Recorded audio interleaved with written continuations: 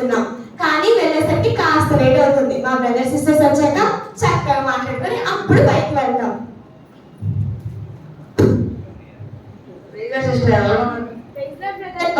మీరు పదే అనుకోండి, వెళ్ళేసరికి అర్థం కాదు. తెలిసిందే కదా.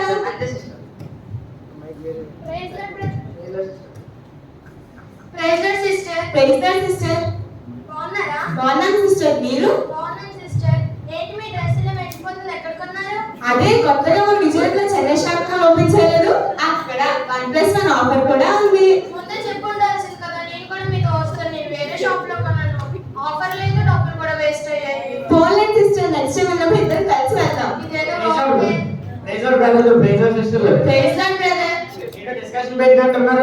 అదే కొత్తగా మన విజయవాడలో చెన్నై షాప్ మాల్ ఓపెన్ చేశారు కదా.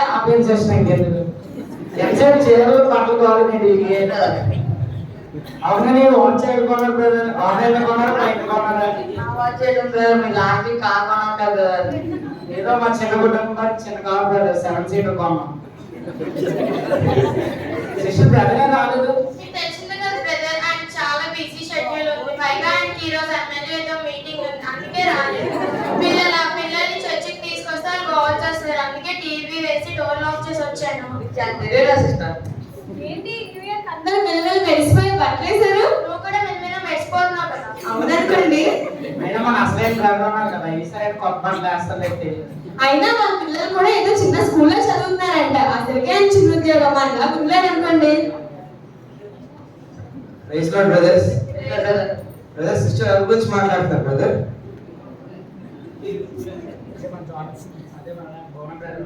బ్రదర్ మన ఒకళ్ళ తక్కువ చేసి మాట్లాడకూడదు బ్రదర్. అయినా మన అందరం మందిరానికి వచ్చాం, టైం అవుతుంది బ్రదర్. వెళ్దాం.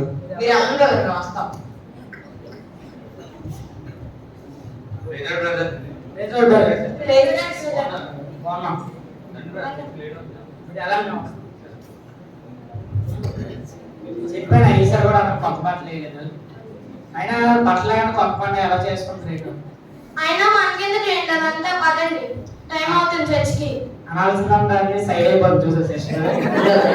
అయినా 11 అయిపోయింది, పాటలు అయిపోయి 6 కూడా స్టార్ట్ అయిపోతుంది. పదండి వెళ్దాం.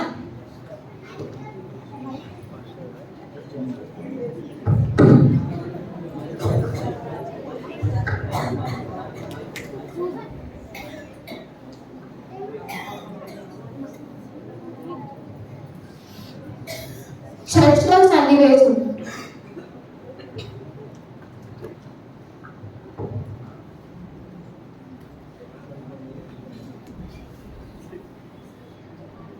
పాటలు అయిపోయి ఇప్పుడు మనం వాక్యాన్ని ధ్యానించుకుందాం.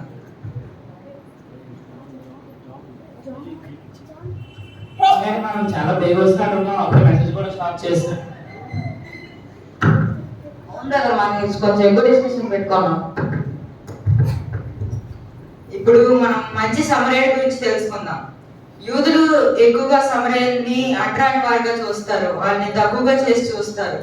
అయినా అవసరం వచ్చినప్పుడు ఆ సమరయుడే గాయపడిన వ్యక్తిని పరామర్శించాడు. ఆ వ్యక్తిని ఘాటుపైకి ఎక్కించి గుడ్డగలు అని ఇంటికి కూడా పట్టుకెళ్ళాడు. తన తోటి వాళ్ళే అతనికి సహాయం చేయకపోయినా తను ఎవరినైతే అంటరాని వాడిగా చూశారో, ఎవరినైతే తక్కువ వాడిగా చూశాడో ఆ వ్యక్తి అతనికి సహాయం చేశాడు. దీని నుంచి మనం తెలుసుకోవాల్సింది ఒకటే, దేవుడు మనుషులందరినీ సమానంగా తయారు చేశాడు, అందరినీ ప్రేమించమని చెప్పాడు. మనం ఎవరిని తక్కువగా చూడకూడదు. మనకున్న దాంట్లో కష్టాలు వచ్చినప్పుడు మనకున్నంతలో సహాయం చేయాలి. దేవుడి వాక్యాన్ని దీవించినట్టుగా ప్రార్థన చేస్తాం. పర్లోక మందిన మా తండ్రి, గొప్ప దేవా, సాయం చేసిన అన్నారు దేవా, ఈ వాక్యాన్ని దీవించమని కోరుకుంటూ ప్రభువైన యేసుక్రీస్తు వారి నామమున ప్రార్థించి అడిగి వేడుచున్నాను తండ్రి. ఎవరో మాస్టర్ గారు గట్టి బోధిస్తున్నట్టున్నారు, మన గురించి గట్టి బ్యాటింగ్ ఆడేస్తున్నారు. నాకు రిజిస్ట్రేషన్ డౌట్ వేస్తున్నారు. అవును చేస్తారు, అవును కూడా ఆశిస్తున్నారు డౌట్ వేస్తారు.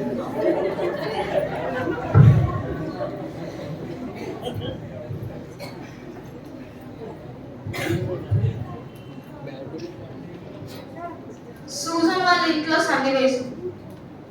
అదేంటి చర్చ్ గ్రూప్ ఏదో మెసేజ్ వచ్చినట్టుంది, ఒకసారి చూద్దాం. బ్రదర్ జోనాథన్ గారికి వర్ణకరమైన వ్యాధి వచ్చిందని డాక్టర్లు తెలిపారు. ప్రార్థించవలసిందిగా కోరుకుంటున్నాం. ఇట్లు సహోదరు ప్రభాకర్ రావు గారు. ఒకసారి మన సిస్టర్ ఫోన్ చేసి ఇన్ఫర్మేషన్ చెప్తాం. Hello sister. చెప్పండి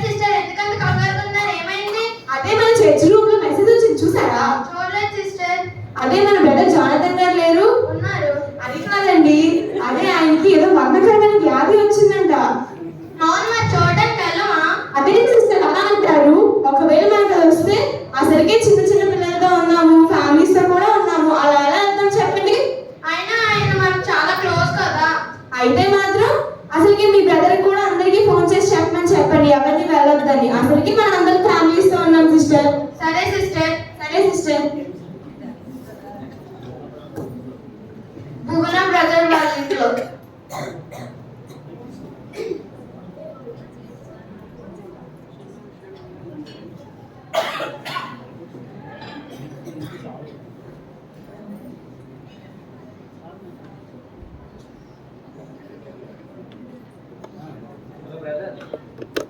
హలో బ్రదర్, ప్రైజ్ లార్డ్. అదే మన జోనతన్ బ్రదర్ కి ఒంట్లో పోలేదంట. అవును బ్రదర్, మెసేజ్ చూశాను. వెళ్దాం బ్రదర్ అయితే. వెళ్దాం బ్రదర్. వాళ్ళ ఫ్యామిలీ కూడా దూరం వచ్చిందంట, బాధపడతారు. ఓకే బ్రదర్, నేను స్టార్ట్ అవుతాను.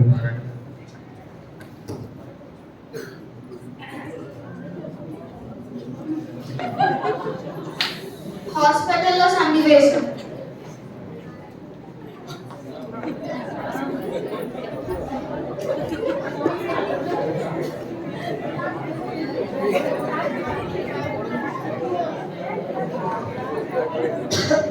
జోనతన్ గారు ఎలా ఉంది, తగ్గిందా? లేదు డాక్టర్, ఇంకా ఎక్కువ నోట్ నుంచి బ్లడ్ కూడా వస్తుంది. ఈ స్టేజ్ లో మేము చేయలేం, మా వల్ల అయినంత వరకు మేము చేస్తున్నాం. ఇంకా దేవుడు ఏదో ఒకటి చూసుకోవాలి.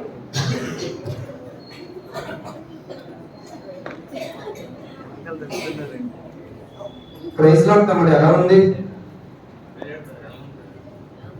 లేదు ఇంకా ఎక్కువ అవుతుంది, నోట్ నుంచి బ్లడ్ కూడా వస్తుంది. నా ఫ్యామిలీ కూడా నన్ను దూరం పెట్టారు.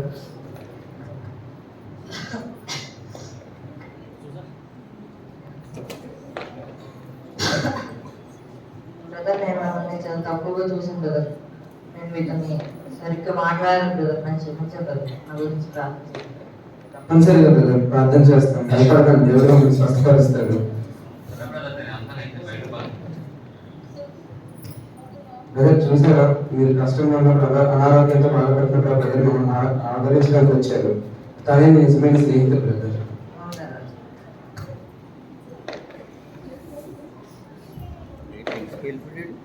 సంఘం అందరి ప్రార్థనల వల్ల కొన్ని రోజులకి జోనతన్ గారికి ఆరోగ్యం నయమైంది.